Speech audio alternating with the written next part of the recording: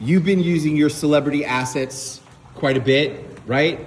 I haven't seen, were you in Houston? No, I wasn't. You weren't in Houston. You were in New York. I've seen you use New York. I've seen you use Boston. So is that helping you to get attention? Absolutely. In the marketplace? In the marketplace and from unexpected people.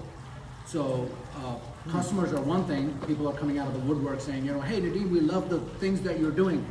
Even though it's only like 2 or 3 events I've been to, but in people's minds, it's like, I do this all the time. Like they tell me like, hey, we love the things that you're doing. They think I'm doing them every day, but I'm not.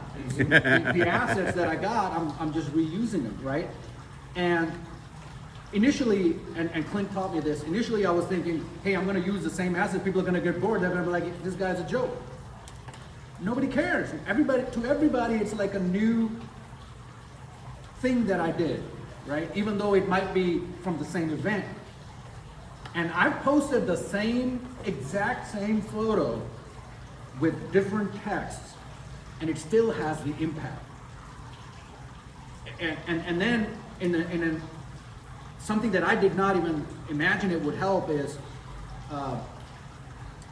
it had a prospect reach out to me because they're interested in the company, right? And the influencer of that prospect had been following me that I didn't know about. And the influencer made the comment, hey Nadeem, I love all these great things that you're doing. Unexpected. So it has unexpected consequences that help us in ways that we didn't even think about. Which platform? I post them on all the platforms. Yeah. All except YouTube. I need to get better on YouTube. Do these celebrity marketing assets, have they resulted in new revenues for your company? Absolutely. So this is funny because we've like for 20 years I've been trying to get to a one-call close. One call. So IT business is a long sales cycle. It can be a year before you close a deal. I wanted to go in, sit in front of the owner, and close him in one call. This was the first time that I was able to do that. And the reason I was able to do that is because in that call, I had actually already connected with them on LinkedIn. They were already seeing, they didn't think about it, but they were already seeing my stuff. And I just brought it up, by the way, I love public speaking. And he said, oh yeah, I see your stuff all the time. And that's when I saw it in their eyes, they were sold. And that's when I pulled the trigger and did a trial close, it closed, and boom, it was done. First time in history.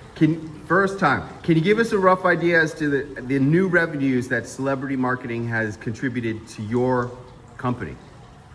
So, that's kind of hard. So this one call close that I did was about $4,500 a month. And we do 3-year agreements. And that's the other thing that I learned that I was hesitant, like 3-year agreements that are so, no, this is how we do it. We have 3-year agreements, that's all we have. Take it or leave it. Yep. Because we know we are worth it.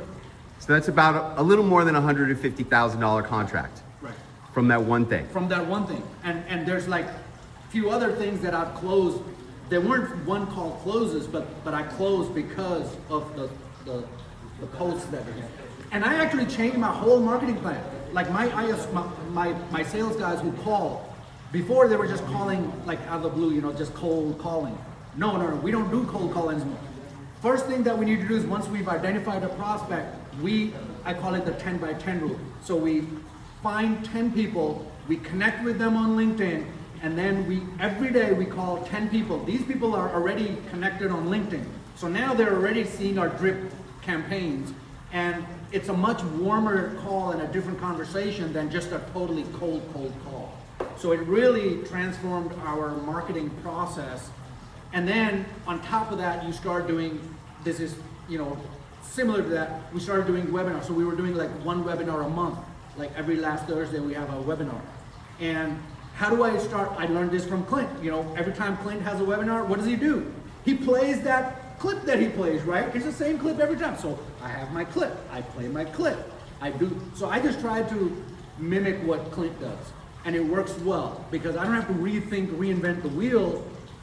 Just watch what he's doing. Like, I'm not doing something that he always does, and I need to do better, right? I need to be better at that, which is smile. He does great, and I'm trying to work on that. I get, passionate, and it just goes all to the default. But I need to smile. So yes, it's absolutely been transformative for me, and I'm glad I accidentally got to know Clint. Thank you very much.